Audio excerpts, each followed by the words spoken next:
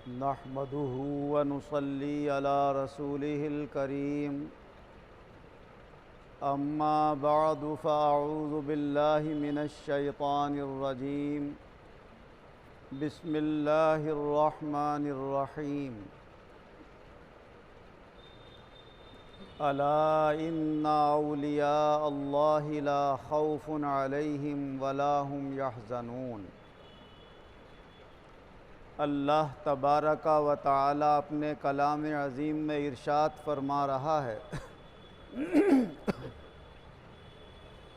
کہ خبردار ہو جاؤ، جو اللہ کے ولی ہیں انہیں نہ کوئی خوف ہوتا ہے اور نہ وہ کسی بات سے غم زدہ ہوتے ہیں۔ اللہ کے ولیوں کے مراتب الگ الگ ہیں، ان کے صفات اور کیفیات بھی الگ الگ ہیں، مگر ایک خاص صفت حضور نبی اکرم صلی اللہ علیہ وسلم نے یہ بیان فرمائی کہ جس میں یہ صفت ہو سمجھ لو یہ اللہ کا ولی ہے۔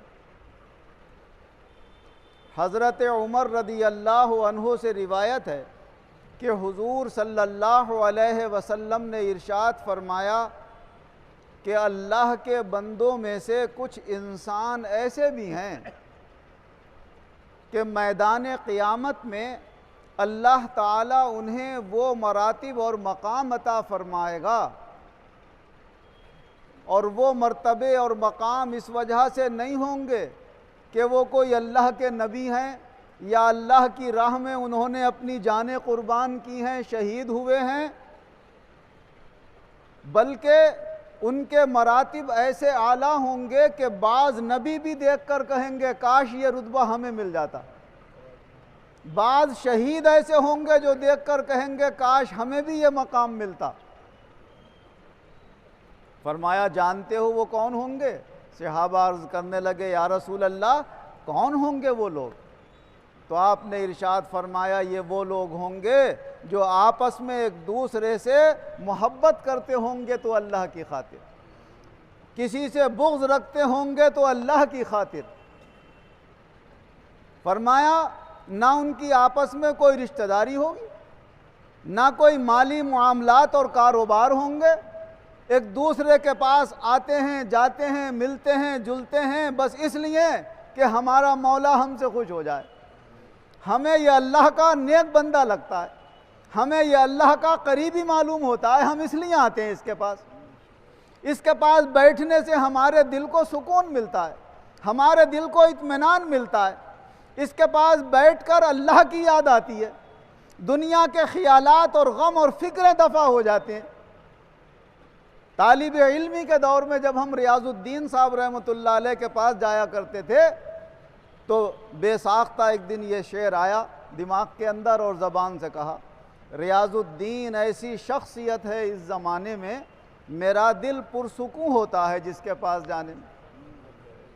تو یہ وہ مقرب اللہ کے محبوب بندے ہوتے ہیں، اور ہم میں سے ہی اور آپ میں سے ہی کوئی ہوتا ہے، یہ نہیں ہے کہ صاحب ان کی کوئی شان الگ ہے، کوئی ان کے طور طریقے الگ ہیں، جسے پیا چاہیں وہی سہاگن ہے، جس کو اللہ اپنا بنا لے، جس کو اپنا پسندیدہ بندہ بنا لے بس وہی اللہ کا محبوب ہے، مگر اس کی شان اور صفت فرمایا یہ ہوگی جو کچھ کرتا ہوگا تو اللہ کی خاطر کرتا ہوگا۔ بھائی کیسے آئے؟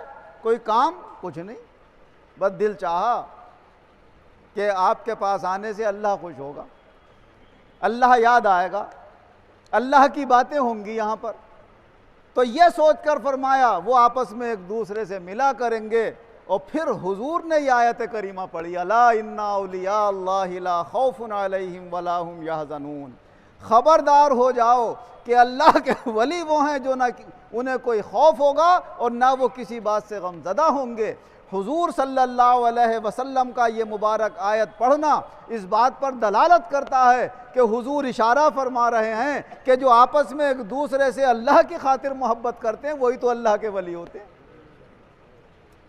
کیونکہ ولی نہ نماز پڑھنے سے بنتا ہے خالی، نہ صرف روزہ رکھنے سے، فرائض و واجبات ہیں ادا کرنا ہر ایک کے ذمہ لازم ہے، فرض اور قرض جب تک ادا نہیں کیا جاتا ذمہ داری میں باقی رہتا ہے، اور نہ جانے اللہ اپنے فرض کا مطالبہ کر کے کون سی تکلیف اور کون سی سزا دے دے۔ یہ سب کچھ ہے، مگر ولایت جو ملتی ہے وہ جبھی ملتی ہے جب کسی سے محبت کرے تو اللہ کی خاطر کرے، کسی سے بغض رکھے تو اللہ کی خاطر رکھے۔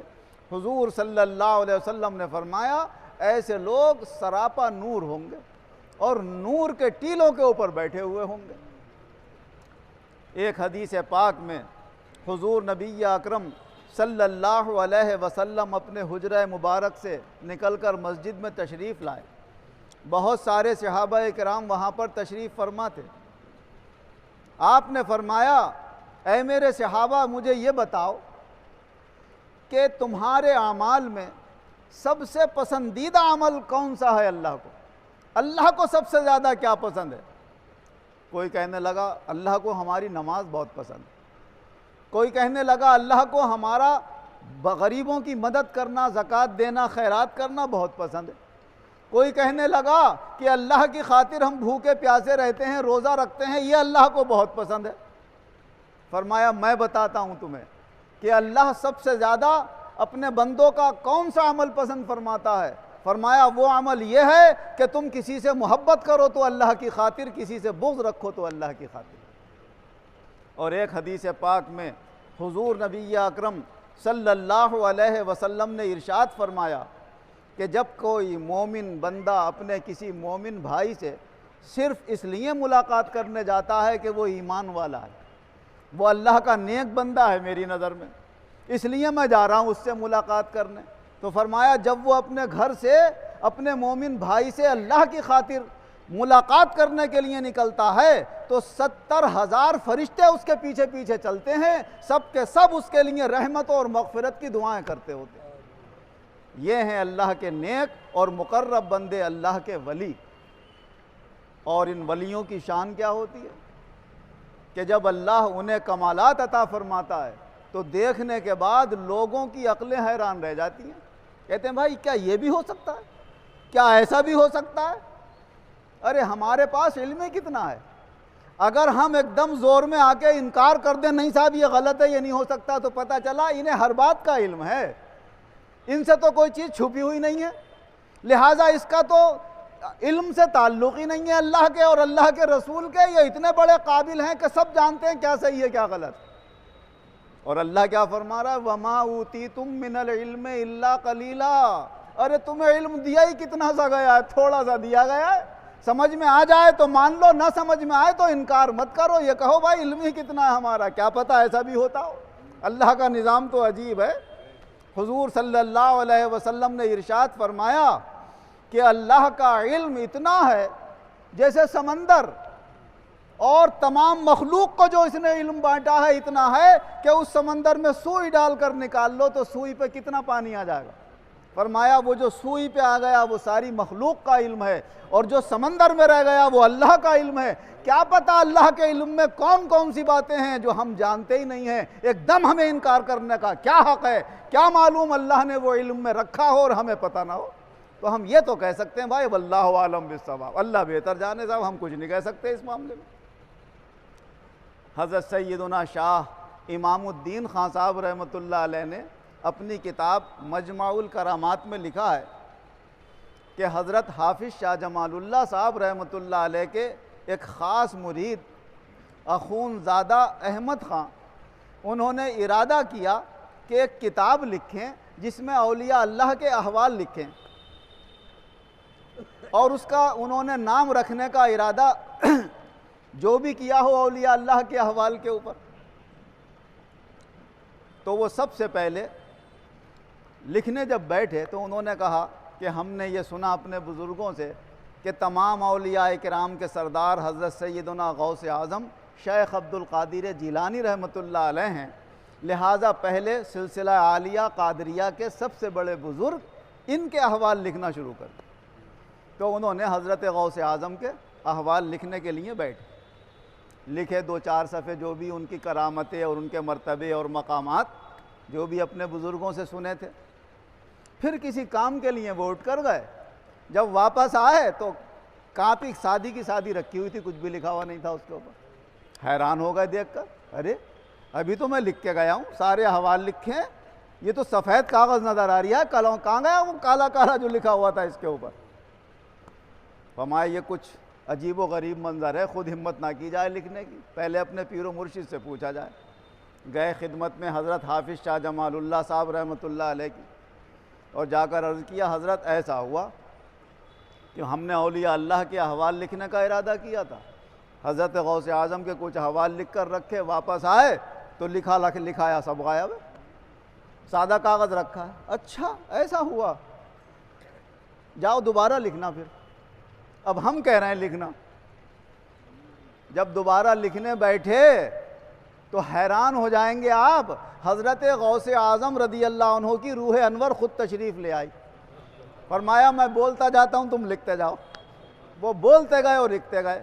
فرماتے ہیں اس کے بعد خواجہ صاحب کے احوال میں نے لکھے تو خواجہ صاحب کی روح انور تشریف لائی، وہ بولتے گئے اور میں لکھتا گیا۔ جس بزرگ کے احوال میں لکھتا تھا اس کی روح انور خود آتی تھی اور اپنے احوال بیان کرتی تھی اور میں لکھتا تھا۔ میں سمجھ گیا کہ یہ میرے پیر و مرشد کا میرے اوپر کرم ہے اور ان کی نظر عنایت ہے، انہوں نے یہ توجہ ڈلوائی ہے۔ تو اس کتاب کا نام انہوں نے تحفۃ الجمال رکھا۔ تو وہ تحفۃ الجمال کے نام سے جو کتاب ہے وہ اس شان کی لکھی ہوئی کتاب ہے۔